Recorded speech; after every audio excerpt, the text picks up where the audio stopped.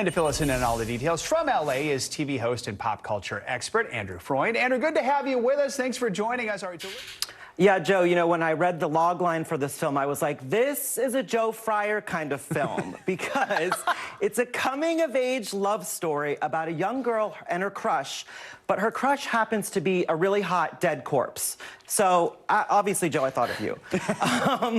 But it's written by Diablo Cody, who wrote Jennifer's Body. It's also directed by Zelda Williams, the daughter of Robin Williams.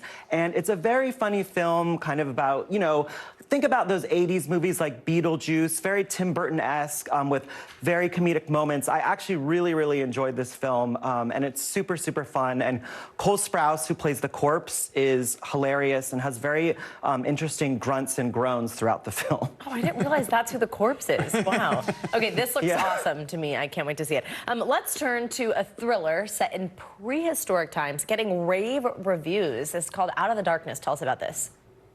Yeah, so Out of the Darkness, to be quite honest, scared the bejesus out of me. It's basically a caveman horror film, if that's like a genre now, but it's set 45,000 years in the past, and it's about this group of early humans who find land only to discover that they're being hunted by a sinister force. What do you guys think about that? I'm not sure. I don't know. It does look scary. All right. Yeah. All right. So let's talk streaming. Tokyo Vice back for a second season on Masked. The first episode is already getting people talking. What can we expect with this one? Yeah, so this is season 2 of Tokyo Vice, and really this is kind of a show that not many people are watching right now that everyone really should. It stars Ansel Elgort, and it's the true story of a journalist during the 90s who worked for Japan's largest newspaper, and he was the only Caucasian person working in this newspaper in Japan. Cut to, he gets put on the crime beat, and he gets to learn about the inner workings of the Japanese underworld crime syndicates. And, you know, he's this white guy working in this world in Japan, so you really get to learn a lot about what went on during that time. And as I said, it's based off a memoir of a journalist who really did this fascinating show that more people really should be watching. I do want to watch that. I've also been meaning to go back and start season 1.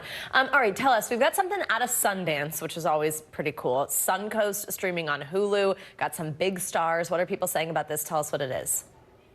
Yeah, so Suncoast is also based off a true story from the director, and it's about a young girl who had to care for her terminally ill brother. Stars Laura Linney, who plays the mother. Now, the mother is a bit unhinged, and she puts a lot of responsibility on the daughter to take care of the son, obviously because the son is dying of a terminal illness.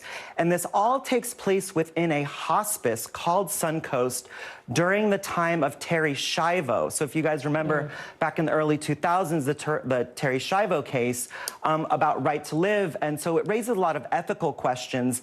And in the film, the young girl meets Woody Harrelson, who plays a right to life activist. Oh, it's an interesting one right there. All right, finally, of course, we have to talk about Usher. He dropped a new album full of collaborations just ahead of the big Super Bowl halftime show this weekend. What track should we be listening to? What's standing out about his new album? So this is Usher's 9th studio album. This is quite possibly probably the biggest weekend of his entire life. It is filled with collabs like Lotto, like Her. One of the guys from BTS is on it, and it has 20 songs, all new. Fans have been waiting for this for years.